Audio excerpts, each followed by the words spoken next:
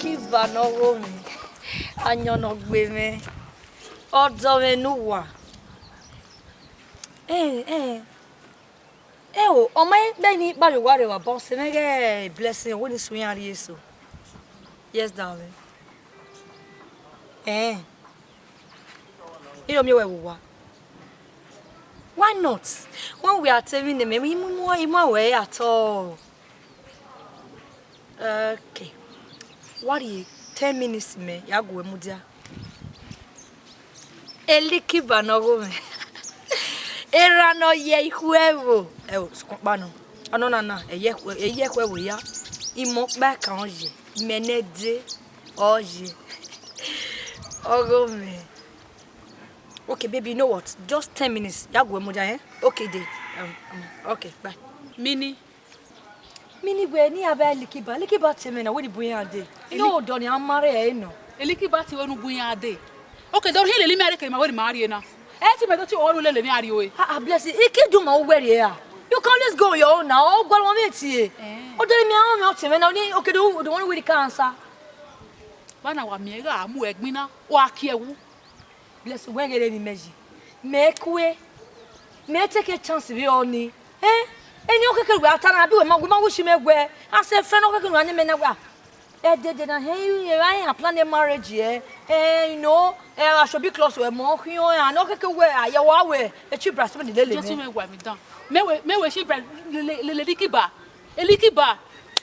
O ma ge, eri kan fe bogo wa ge we be ki agbo eri are we. Abe nothing dey happen. Forget that you by soon Likiba go ma we.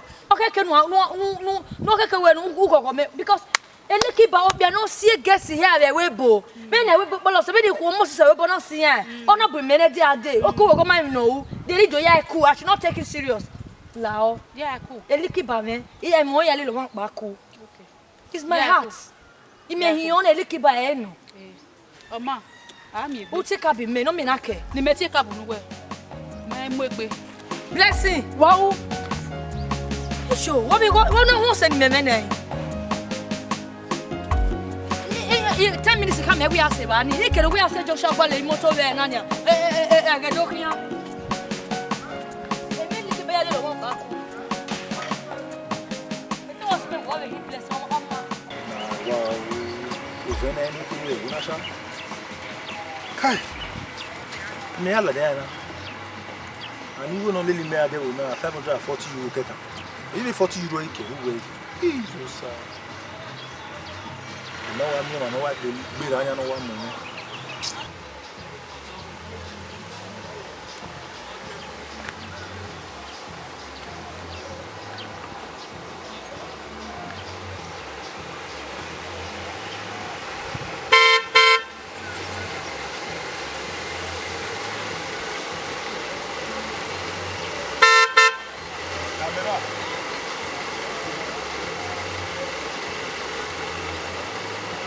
Uye Mose. Where's he? Well, anymore Matilda. Oh, Matilda. Yeah. What a beautiful name. Mo Likiba one of Schengen nation. Wow, alright. Uye Mose. Wow, what venai? When me yake obori. Actually, when we bodo cook, be me yake obori na. Even if I be a ravin, you know, Nigeria, a woman, you know, and motesi me wabe loud the time. Yeah. And my cars are scattered all over the country, so. Now why you working on? You know, boy, buwe na musik be na ya muzia you wo ven. You can say that again. Can say that again. Uye Mose. Oh. What area? Actually, I'm going down the road. There's a get me or someone pan over Kewebori. I don't give her. Well, yeah, when it drop you away. Do you mind? No problem. Since you insist, you are Linduena. It's alright. Where's he? Oh, Tonga. Ona. Aye, bo. Awaye, bo. Oh. Oh, sure. Why you so? I are you. Oh.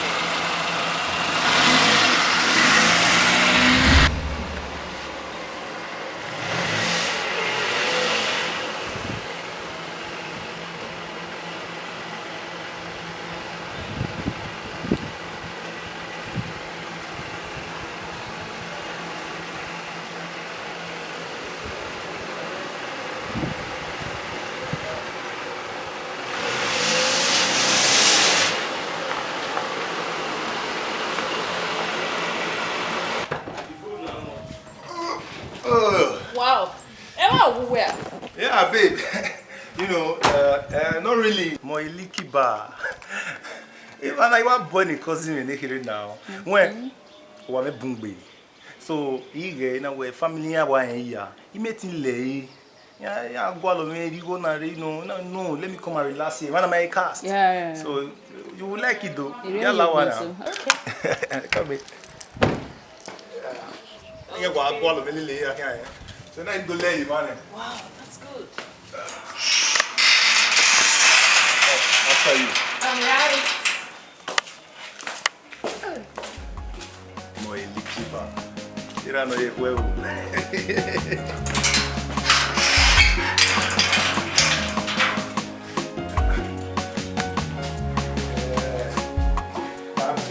My baby.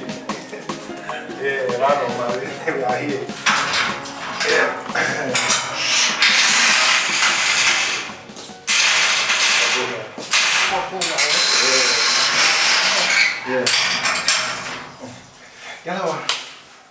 Nice place. Yeah.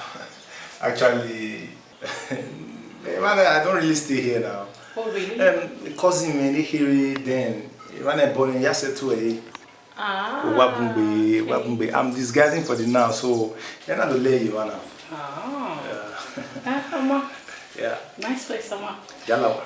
Baby, Ogenemata. Upanigere wa wahi. Yeah. Oyamele wa jiwa. So kumpano okunode jealous ehi. Lao bobu. Ege nyame lao. Udauri me timwe. Lao bobu. Even when you are we are away, so we money me when you work back. Lao bobu. Undaya wa mi when you Etale no bumbi. When imagine we no ko mamu me na iko vie na. Ina so. We liki ba me gian. Me baby. Any woman me. Me go na the goose me no resi is over 2 billion naira. Any ya me mo. In fact for the past 15 years me married siko who am wait ya la lovie. You understand me? You know what time? Baby na mo liki ba. Ni ano ye we jala wa. What trust me? Oh na me no ko weji. Oya agwa lo ko ya. Come on. I get you with that.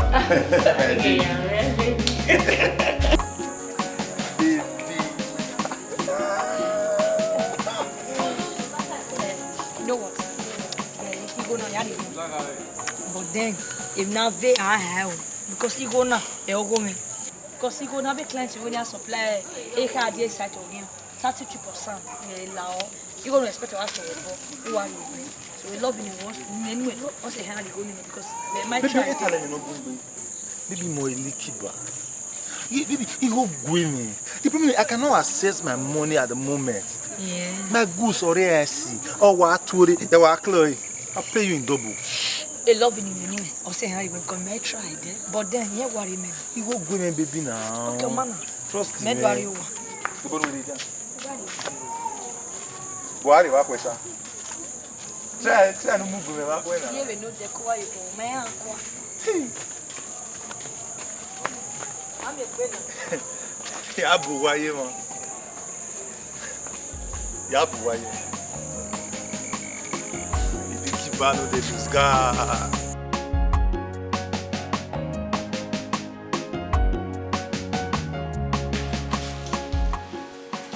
Baby, walking now.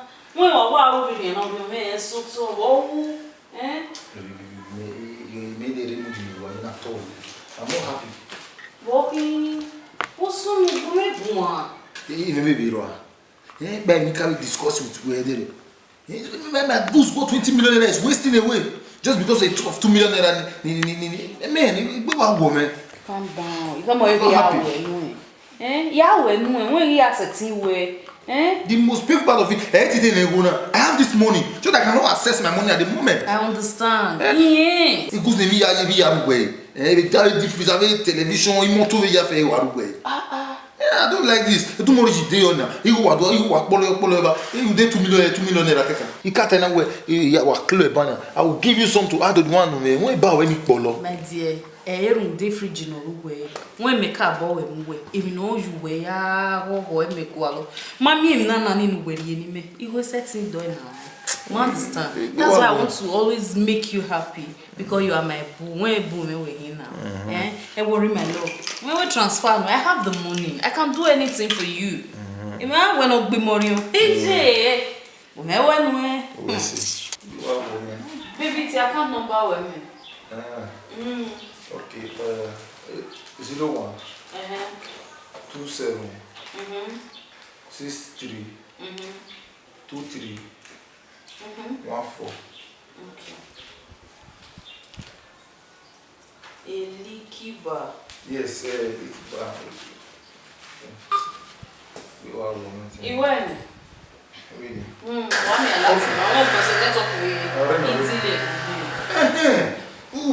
because when in a bar where is I think you still have like 4 deep freezers there. Yeah, I do.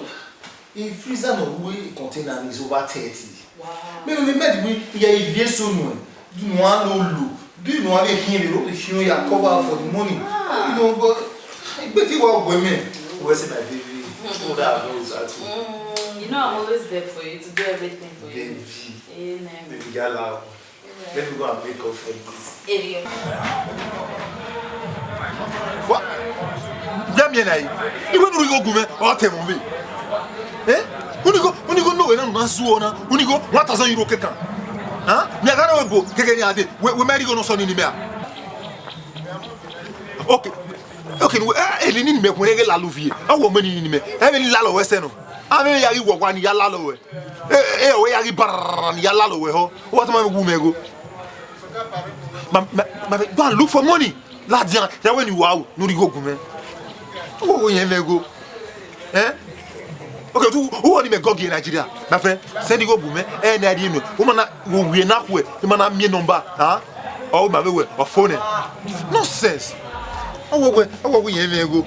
Wagati baby ada, baby lalo, when get bell. Baby. This is a marriage or man, but I'm married with, you know. Hey, where did Gani handle? Okay. You only want the all bridal. Because here, one me, their new collection, I want me, Bano, you are like it's all you only use. The better than no bride no rare. I think no now. In me go wedding can we are selling Malaysia. Wow. Well, we are a tip of Tony. A good aviolele. I do any more. I did diamond Liliana. It cost me $1 million. Wow. $1 million. Yeah, Osama bless me. You can say that again. More Likiba. Where you go, you go. Yes, now. Hey, I'm now. Ye boy. Baby, boy, na big. Yes, now I don't know. But we are here, sister. Me wake up. No. Wait, don't start.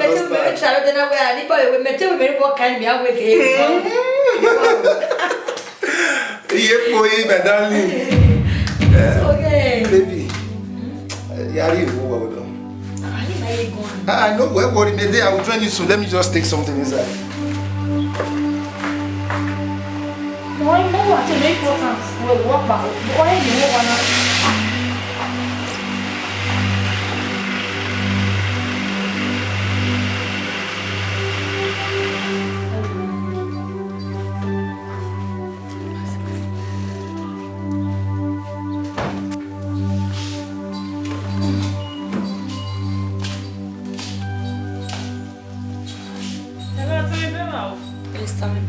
Call. It's a name, Elikiba, Orowa, I hope no problem. Oh. What's your neighbor no steak anywhere here?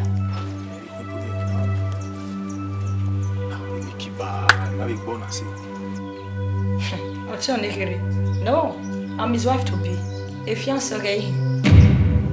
Seriously? Yeah, seriously. Okay, set. Likiba go fly.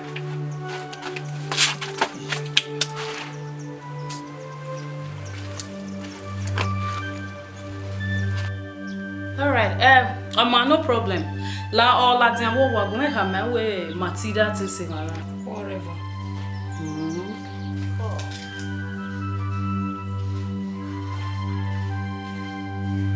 Matilda with foot.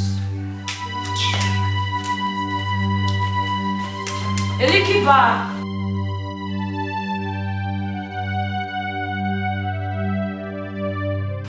When you got this now, wedding now, I'm taking control of it. Even you are okay. The cake, women are Solomon Grandi. Yes. Oh, you may not know him. No big cake over here Queen Elizabeth in marriage. Oh yes, no cake man. A cake in 20 feet container I am ready. Wow. Yes now. Jimmy. But me cake in when I come over. Every man. And I preserve every year. I want to 1 year. Every man. That invitation card. So to you go here, come with your cutlass. Come here, do you cake? Oh, cake you know it base ah. O me go sin no tell you so. You will have your piare. Me have those who the cake. Who will ya gagne 3 days I la now.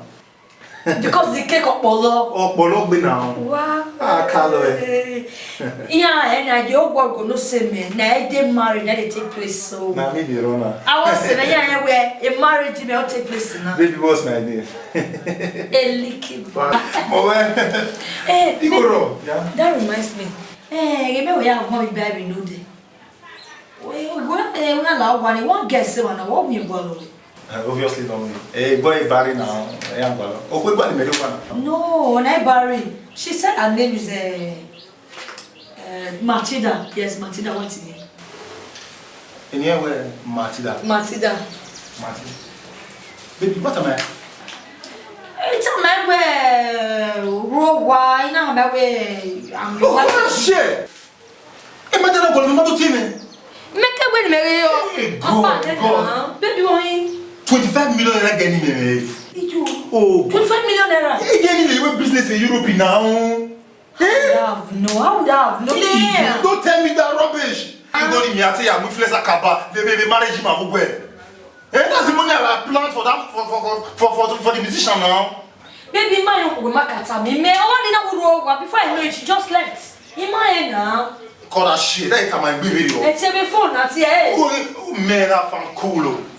You go carry 25 million naira here. Yeah, my let's you no bag. Félicitations, ma mère, tu peux better avec les frères. Il OK, et moi c'est qui n'a pas qui voit mais même il go over you and venir là. I don't God, you want to lose again. I don't like this. Baby, your man No, don't tell me that. No, don't tell me that. Ah, what's that? What do you want to say you are? My look, c'est Europe one here now. I didn't know now. Me mere o sa no. Huh? Again, I'm Matilda na mudana. Mudana because my baby keep on mateme. We are telling where the guy no dey. Ona me ade. Look at it now. Eme cake ma Emma betana na. Ona emo na do see so me read. Later they made time for all because of Matilda. He go o sa me.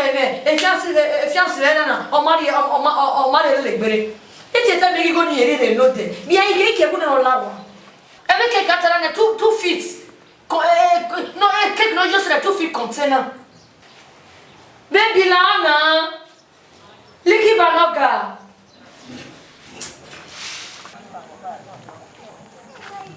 Mommy. Iye la Louvier. Iye Likiba one of Shenche Game Nation. Ma. Mommy is in now, yard it. Yeah, we miss you. But when many hours no yet when we radio. Mokba what the book when not come now. I know. Go, what calm down, eh? Go, yeah, Iranian, eh? Maybe do if so you are if you're in Nigeria, you have to game away with you. Go. Calm down. Go, you may manage you when wow. I can't live without you. Yes, now. Yeah, I love in the eh? Or you be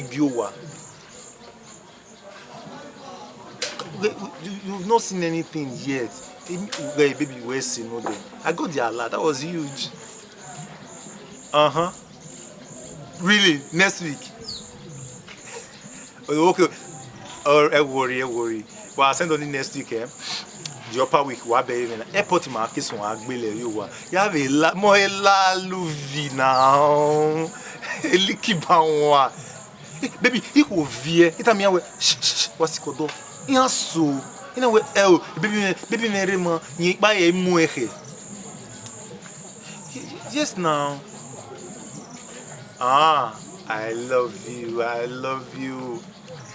love you, baby. What's no? Mommy, ya gbe ti we mo. But me Barry. Ya ti we back what dey? Wow. Ay, Elikiba. I don't dey lose guard o. La Louis one. You know what's we call na banner? Di fian. Mati daruwa. Oni about ati baby do la lo. Wa gbe. Wa me ye wa sa lo bua. Hey, you sir. Me agboni we do rina. Well, they never see anything. Moron, Elikiba one of Shenge. Ame ayegbe. Oh, you even now. They have not seen anything. Yeah, baby. Baby. When Mami niga atadesi. Ikat samawe. Iwe mi honi we worry yo. Say me I me. Yeah, see when we. You understand? Baby. I don't want to stress you. Yeah. You go women. I have the money, just that I cannot access it at the moment. You go take women. Yeah, my love. When you come away, we no concern okay in where you clear me. See me I mean now. I can't do it. Just they do more rage now. They go see me or see it. If not, I would want to bother you. Yeah, any always say nah mo. You go women now. Women. You go women.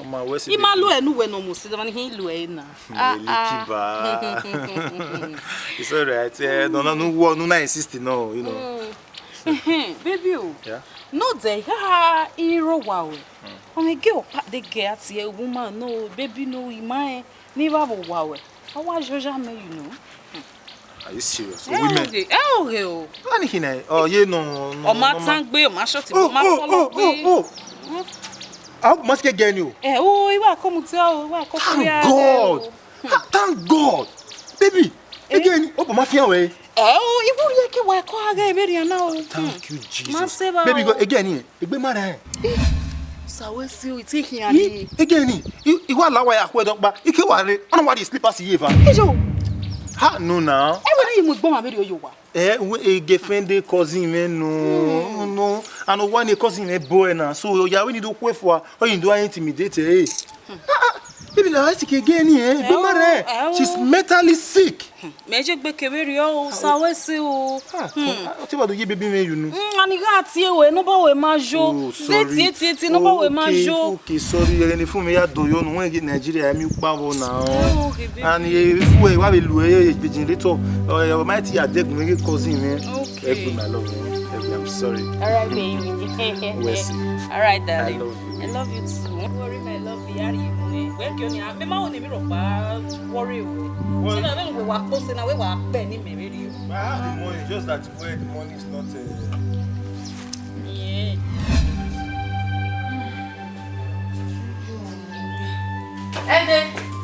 Bless Alpha. So always give me a wa. Oh yeah, my sister. They know me Elikiba say.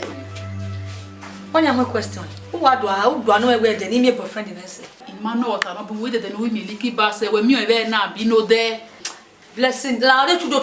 May you leave all this kind of matter. You ask me where the name of boyfriend is. Which can question come down? Girl, Elikiba no mu nyo we na ro ahun bi oho. E mi e wo ko pa ba ige pa bo ya do munu so se gbe we abi ni ya we bo e. O me ya bo de se we lo se mo. Blessing la o na ko. O me na wa ku la. You know, cause I no get fiancé, I take care from anybody. Well, I don't know why you against Elikiba. When I hate her, what way? No, I don't get it. What way? Me. It's a guy. Do my own look out, say me. What do worry? And what I me I take a room here. Why? Okay, now we must say, I must know what. Why? Oh, me ma maybe ask you where. No, that's na level one eh ho. Me tell us boss very honey. Oh. In your wa bugbe. Okay. Me tell me lu we here. Okay, but get the message. Okay, you dey eye my licky baby. Only me. Okay, we on the licky baby, me no lick we abi. Me my licky baby, me come dey lick you na bi. Who are the tamame na? If you tell me, which kind of copy all this one now? Eh? O ti ri kwale okpari yan licky le o. Ina egbe licky. We gi me ni a me gbe da licky ba ni. Me class licky ba na lai. Ika o lu ka gbe ni me. O ti gwalo won yan licky ba. Ore wo ya. No ni ko ya licky yan we me yan we ya licky. Iho ya ni de so ko ma no imo pa kan yen zebu we. Licky bata na. E guess an ore Europe eh. Yan ye call up today. E guess no for wani. Just yan won ma touch escape ke ma metin.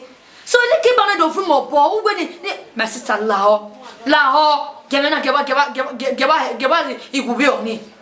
No they talk bad about my boyfriend again. I like it. Ehin ka about da megbe egede. What is so bumere? Licky ba o we. Wa. Ya u ba we. Ebi ni mi ara go egbon ori e. E o ye ti la u ba we ni ha. O ma mi egbe. Bebe. A mi egbe o. Wa pa yo wa we be to lo na so se. Wo do mo le boyfriend me. O bi ani amare licky ba ni ya yo. U gba mo e mo tama. U gba monitor e ki. You want me licky ba me lick you. The mama blame me at all.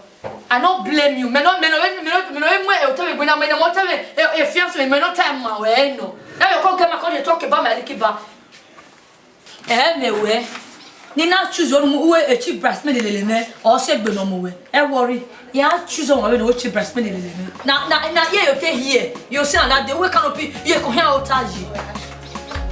Me call ni licky ba say we ma we ball at wa eh. O go so bobo. Ni me gbegbe ne. Me come pick me I beg.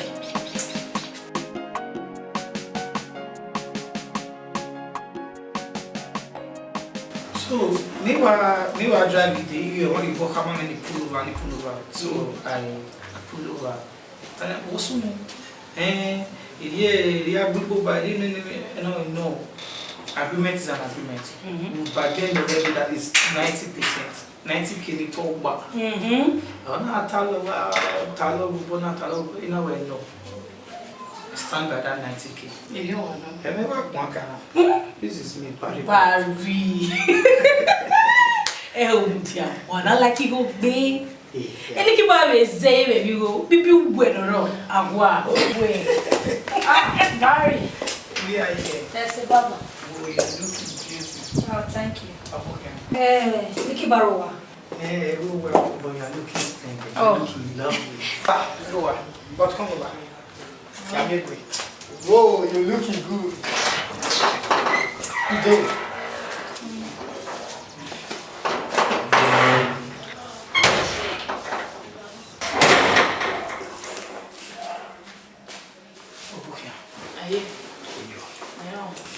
Barry, they get only no rebel no your way licky bar.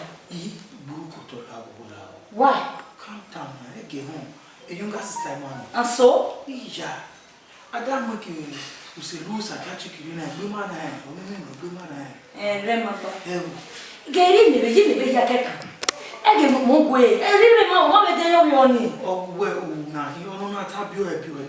Now, where get home now. Even just only had the near psychiatric or when you can really loud. But you are going to be away.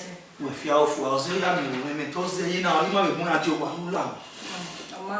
They love me, my daddy keep out. Say, no, the whole watch look, I don't take that shit. Or what try that way. If Bambla Badia, if the every day now, I pass will be working on your babu.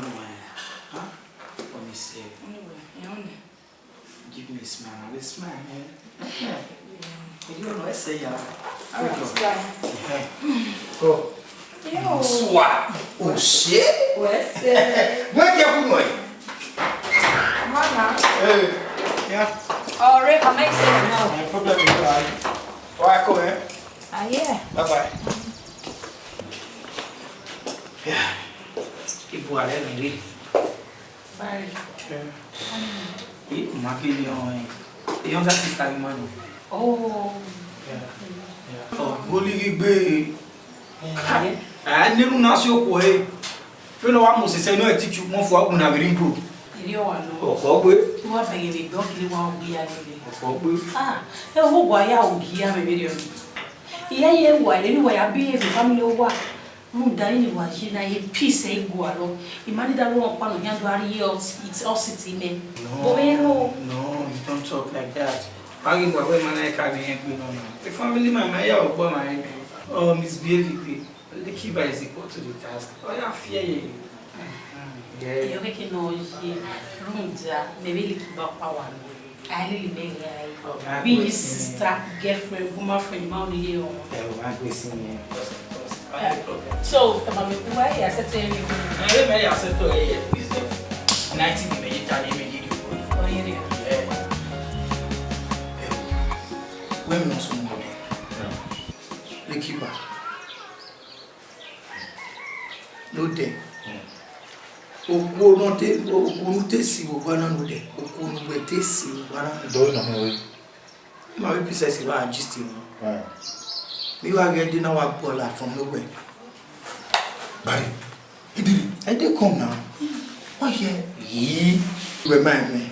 Grandma me, this is Barry Tutu. Aging more and more. And I corner I dey la. Bye. Go man. Eh? Believe you will die. And they give me. And now we princess you got money here. You don't know. The princess give me name now we dey ot money. That's the only baby. You know can be no power take no power. Me no. I can no power. Me yes you go. Wesley. Oteme. Agboden. Anatemata. You not lose guard here. Anyway also on Europe. Eh? Europe one we be what a lot more gbe onu la yo gbere. E guess in the Nigeria ma oni ahun they no well. You met to acid in your way. Oye you saw your boyfriend and me do fall work no wa. Of course na especially on Kenya as a carbon when guess in the Nigeria they no get joy. Yes na. Emi mo ni ko iwo na hiwe. We are chef ne. You understand? Ona bawe na no pe ri wa ko e. Any adu agbe one. No man, maybe they will not be able. Man, what they used to the system. You understand? Besides, also many tight too. How now I could when you also making a pain. What working on putting me through now since we're in one. Elikiba, we're waiting for Gualo. Where's the boy? My princess is we often believe you. But the truth is, I'm a big boy. You are really a con and selling me. You wouldn't when we may or Barry. Yeah, Barry, I'll pay you now. Why, you carry that. Why, nya. Yeah, and you build me game, Matilda. She waffle.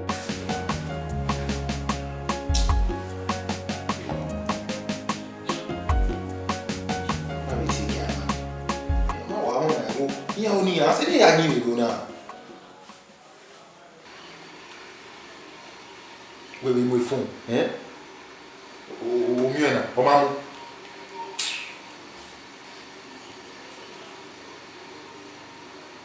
Hello. I'll tell you where you made me. Eh? About business in the bed. Who you when you made me? Where you made a bonnet, made in Nigeria, what they see me, yet we go at the war. But now I'm here. A good city, my clear, and I cannot access my money at the moment. Now you go with me. 18 la, why allow me here? Oh shit. Oh God, you have a problem me. You in hospital, you made the hospital that much. You really calling me now, you need what I couldn't say. If you will calm down. Baby, I'm not happy at all. Yeah, take it easy now. You call it boy now. Baby, Utia. Baby, I am your masana. I need any go. I go below here, diggle here, and loud. Then I see your bonnie and do misbehave. But it's not good. Oh, shit. Okay, baby, when you go in, you go now. Maybe you have one. Then when he might assess you at the moment and he may clear you, how much is 300,000? Eh? How much is 300,000? Just 300,000. Oh, 300,000. I gave it 300,000. Maybe your mom. Only say he had it. No, don't tell me that. Maybe he had it. No, baby, this is my cross. Let me carry it. Eh? You hear me no? You know you well. Ima only rock by wish way.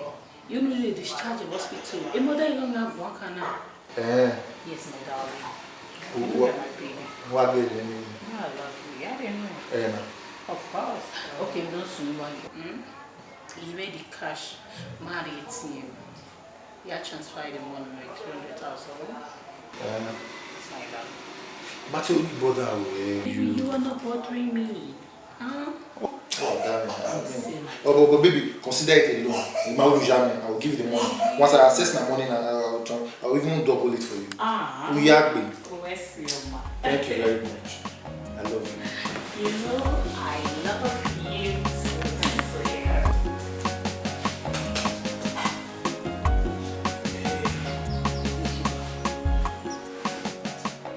I will get you now.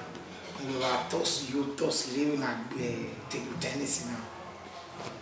And then all leak. We are here. Because if you go now, who's in that money? Barry, Tutu. Barry, oh, you know, you mind. Do man, make you introduce it to my wedding. Moi, leaky bound one of Schengen nation. Uga se Vienna, Vostra. We are never. Una Bavary, what in Manchester, UK. Eva ye. Una ye, what in Castelfranco, Italy. Ne. Uba ye meva, what in Paris, France. Ye do toy. Umana ye meva, Ari Spain, was Barcelona. Ye do toy. Una ye se mobile dian. Ireva, the Kinamana. So where Boko my game master Marone. Understand? So don't think about my brother. He boy, he baby. Don't need that bolu fava. Hey, Larry, you don't know go pin na. They be we are pin. O bi avant ota. They didn't be ama. My brother, when you go no ama ko, I can't hear you even no here. Okay, no convince client. Not to pay. My brother not be pay job. Well, the right woman and man worry. He worry was my brother. He will not know. If anybody takes the street easy, now set up. When he be a Ghana, a guy my back. Why now? Now so we when I am more time. One is a be a Ghana. Oh, say the best meso. Yana ya West try ya. Ya here ni party ko yan do arisa. It's pretty easy, my brother. we no tire na. Easy and ego ni me wa me na we put na re. A peanut, you know. I never collect block 1,000 euro, 800 euro. So $500.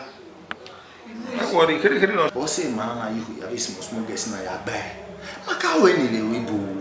So in Nigeria man I can log in my woman ha. When it gets in job, we are fear be. Yet me gbin ayo. Am I where the bele can in Nigeria? Where so near. Maron when we know so this is me Barry Tutu AJ more and more. Even in me yard there now. In me daily or say me have big people where it gets in Nigeria. Get gas in Europe. No need better than gas in Europe. Only better than a block in any reason say. Area near no yatum.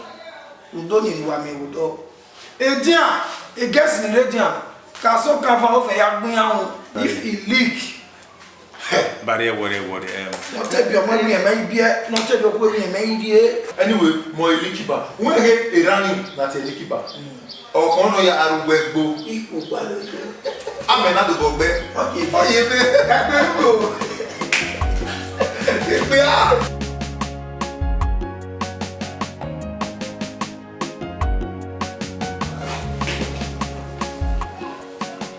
Bari Tutu. Boss. What happy man? Iwe ebonyi ogbe. Yeah. Opa. Ele must drop. Oh, hi. No, your body will have to be. Baby, whether Bari Tutu. Baby. Oh, meu. Nossa.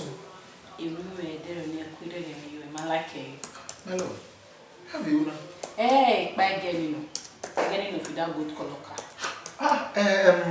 We are good area, Konawana, but what are Matilda, Imani, so Papa no be Katama. You can't tell my own jealousy. He moaned me when you pull back. Baby, calm down now. Again, the woman, yeah, she's epileptic. Do you know that? Yeah, you might kiss it. Kiss it. If you see a body on ya, if you want to need you, but when nobody can go in here, or do a body. I also wear the Matilda. Oh, Matilda. My baby girl, she's my very good friend. Again, don't dinner. Huh? Take me banana. Eh? Osuweno. Yes, now. I will not give my game. Hello. Epilepsy. I'm a big man. The man, my work, we have for a big Oh. If I don't know the day, dog, I do why I landed boy at the police station. Oh, I will messy. No, that era yeah. Dog deal, woof, yeah, Italian script, Tobashi King. None of my fucking business. Now, do I should be okay because the matching will join. What the woman? Go. Well, one woman, or you want to stew separately. Okay. Then, baby, that's it. You know, black, what's in Nigeria? If you kill a bag, why are they? Do what yourself to look more separate or kiss everything. How about the freezer? Okay. Yeah, I think I'm waiting to tell you. I love you.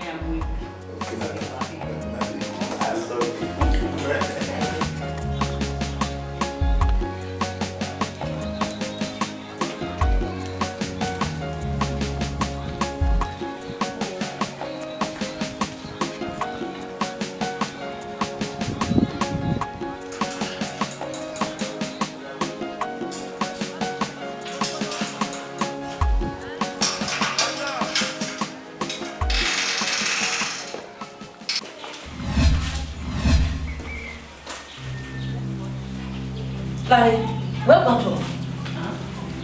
You don't understand. On my whole work, we're away. Who will be wait for my room? I'm not going to wake here. Everything that we are talking. Any of the towel when you are back in go. Oh, man, oh, remember to wait it to me. Oh, devil. What's the next one? Oh, devil. I don't even know what happened. Oh, my friend, make you say. Do not get worried. You're weird. I will be my every man. I want to be my women friend. Who's your one? Emily will come in FQ. F4.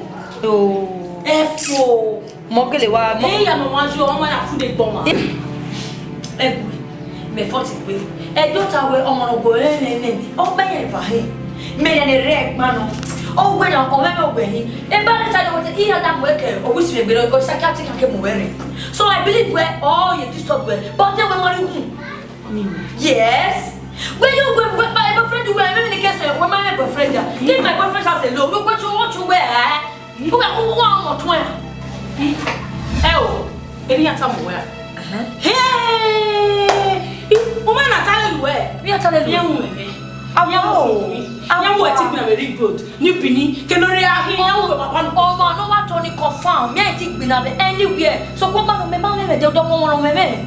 And Bonnie would say that work. Oh, cheer me, I'll tell your friend.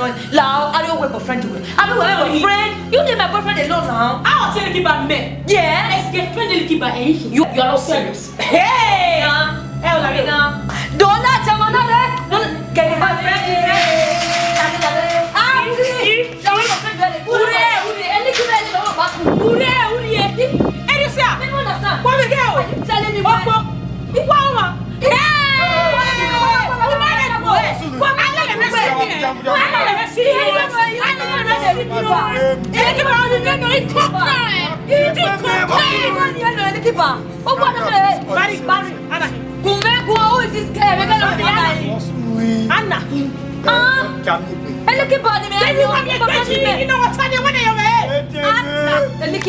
Who is this guy?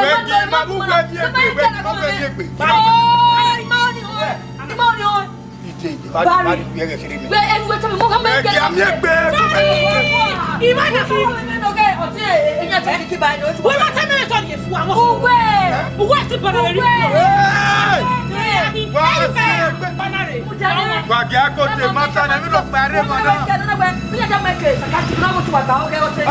We ma tell me we ti na me. We ki explain ne wagi me explain ma wa si pe. Ona no. Wa si pe. Ona na se pe. Agwagwo a. Ona ke na de. Ona e no de. Jane ke na no o me eleki ba 5 million. No de na be we. Eh ka de me be we. We ka eleki ba de ready. E problem ga. Are ja mi pe ki ma we. Jane. Eleki ba we go me we 5 million. O se so be 20 million uriere na. Mo jage.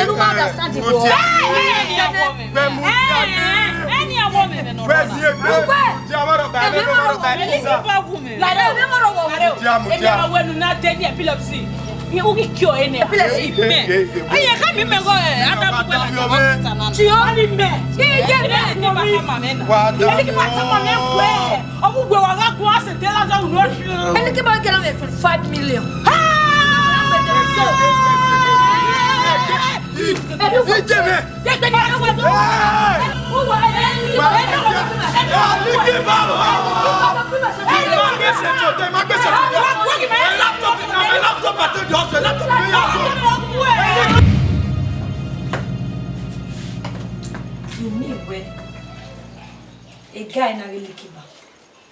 I want using him. Ona wa lui mahun. Ona collect gima our hard earned money. Bijimi. E fo we yo. Hey, Uwe agwa. Uwe ni go ni lo ne boy na. Ege no ya ha mame we egusi yen no re worth close to think 30 billion be 2 billion, I don't know. My dear. Me I will transfer ya. Yeah, so te bank na irati me. Wa biti gide yo be for one ni ya will transfer na we how no wala lo me yin we go give my dear. O what ya hear me o yin ala lo fo be na. Ije so do e. Ola lo egbe yin wala lo. Eni ya si e. Me o se la lo na. Ina ga se ni. O wala ya dirty na. Ina we awa go e bo wa ila lo e.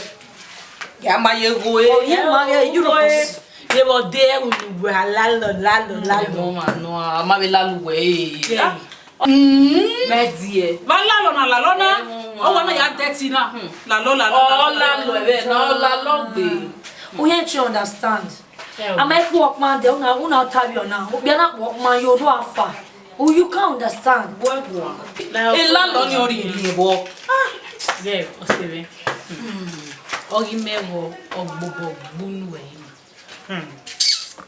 Veni wazo total imasena veni zogo sena 1,050 naira oike wakati no ya. You imagine that? Eboni oreki Big baby we waje na. Hey, boss, so you make conscience. ge ina ya no watana ogo semena na agwa hona o wa di misebo ina ta gbain awo ti hin ala lowo we lo la lowo na wona ya land we na Mama na. E la lo ni yin ala lo fu la money for O ma me boy na we me. E get clients now when you supply 33%. You start to get clients me. Emu ye boy na bo. E ye ni ke no lele. Ona where o wani ba bo. O we 25 buildings. O he arrested me. O we mo ya supply. Any cannot concern no mo ya supply. E ye ni ke na ga wo ro ni ibo ni ga handle o ma. Mene mi le sokoze bude. O we the gang ya we customize enu. E re me na boss. Imagine we take Ghana re. Iye do gbe ma party. E kona get e wrong iwe. In Nigeria imagine. O me ti wa gbe guest ni ke do re Euro ti wa gbe central no problem. We mind me my Nigeria. We know what we go through to make our money. Egboni mala no kankan ma kemi hima. So we are not going to take that nonsense from him. He's going to pay with the pound of his flesh. my sister la oni se ogbera na mi ro pa o okay umagile me fo mo eje umai gba me fa so se igoni i am on Why worry? I will not be mine. Oh, my sister, when you want me, oh, no, me was ye, what hello. Oh, he been a raw at Sinquene. Bina. Me go on bina. Oh, give me no man. Even no tune. Maybe bo igualo ehono. What gas here? The no service man. You go, you come make it, where to was your way, but I may want it way. Oh, my hair, Where was your name? But we can go through spiritual ways. Spiritual double. Now, Spiritual ways. Yes, You got already, you got already, now. He go there, you want kind one spiritual whatever, no real bar. Spiritual, me go there. Oh, that physical go in. Physical, have a pay go and make better. Where would you go 1 million? Amen. No, man, no worry. No one else here. In Nigeria. Manori Nigeria, boka kaka malama ke amigima. Guess no re we bring a child you fuse of Benya because here maybe or is in the army. Oh no, I have Bayokawe or Kagbe Central. why away? We were in me. Oh, Venewa. Oh, give me. Oh, my, I'm not disputing the fact or why here. Again, now on a galley, we cook every good girl, but we handle with bed. No, why my we can test to it. Oh, here, but then, only a phone, you go make Gualona. You go make Gualo. Oh, you know my 4 hours. Carry your child for CFA. Oh, where worry? Yeah, you can go extra miles than me. Oh, yeah, You go extra miles. Hey, no, remember anyone. You might anyone. But then, already give my love. Oh, boy, oh, we are going over here. My brother. Why you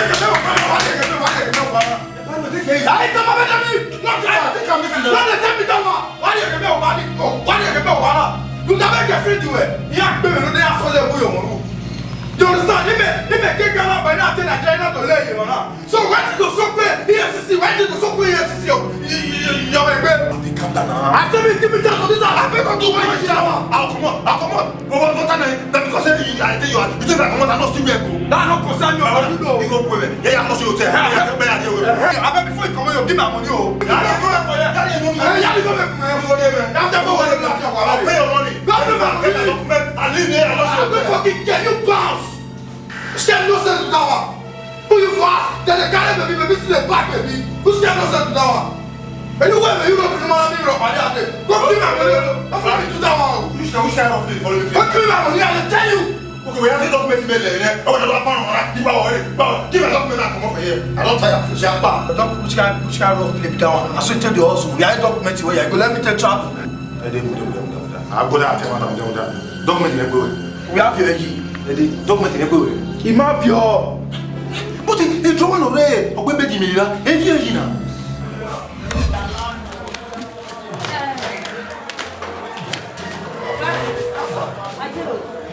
Who are that? We are here. Yes. Looking beautiful. Anyone may forget you are doing. It's your house now. Feel free. Met them here. Say Joshua. Okay. All right. Bless you. Yeah. Edega Agbali mi wo baba some few days back. Ọ̀rẹ́ Agbali mi. Owe. Edega Agbali mi wa. Ede wa we. Owe. Ede na. Likiba. Again, my general problem again now. Alamu ke na baba do be Europe. Ana mi pe mama mi go there. I brother your own no. And you know.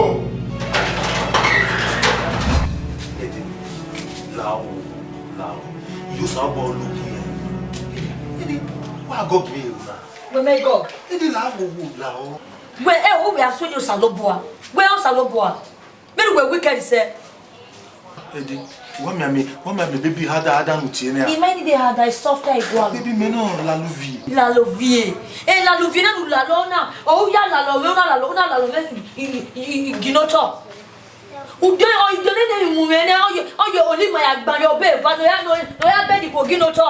We am yo pia ni mo gbin. Ebi we ni mo gbin. O ya me le lo emi o ke ma u de. Imere na do de. O ya me le ho me. O la listen o la le ya yo to ye yo no ra e awo ra we o me imake ni megi he se uda mo ke no de tori la me ho iko ni mari ina de ne na enjoy again ni ala ho ina enjoy no gwe we bodo na do vi ma me mana na no ya me go fe we ha ma we e set supply carry here when you need this on the book boss wani wa continue wani you have not seen anything iwa ke ogori awun na ya agba ni we yes imune ko no imune ko we no ni muni suka ni muna ni go kid ma we ma basun just start again ma we edi mo we je ya go ni ton awe bu you go your no account we you transfer it to my account okay 1002 ija oye ogori you wiro me beg any woman make be any go sha dem lady na ni iwe gwe me de go gwe ni ni ha ma we tana gwe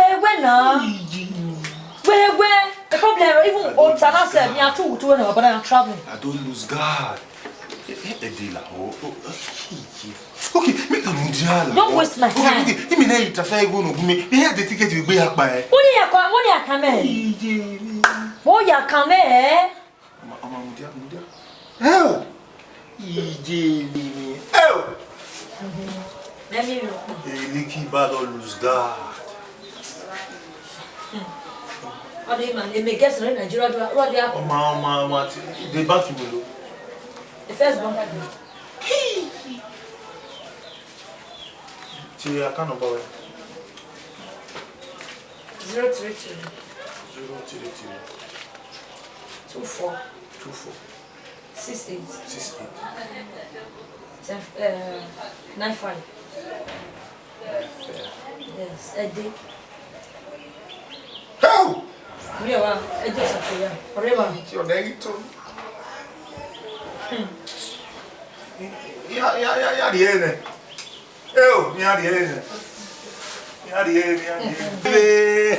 ya riefo anyway what we say ordinary 5 million when we account the keeper okay now ya riene o for how many guys ya riene o 1450 why 1200 we will not carry your account with ija yeti tasa igbera ni ya anyway we don't celebrate as 250 naira here if not 1000 to 8 hey okay Nigeria awe baba bi ya egwe omo e no gwe Europe omo ade ona ori amelele me ho ori amelele me yeke ori lolisa ori lo bodo o me ga de ugwe o me ta me pepe ya nwa me o ga mi gi he se o me gbo no kan me amo jo ugwe o no mi me go o ma do video to fi be we no gwe wa me gwe je omo so bodo ya te se we no ye kere bo na wicked thing no fi be we no o fi e o Ona yi to mi. Likiba lose God. Likiba lose God.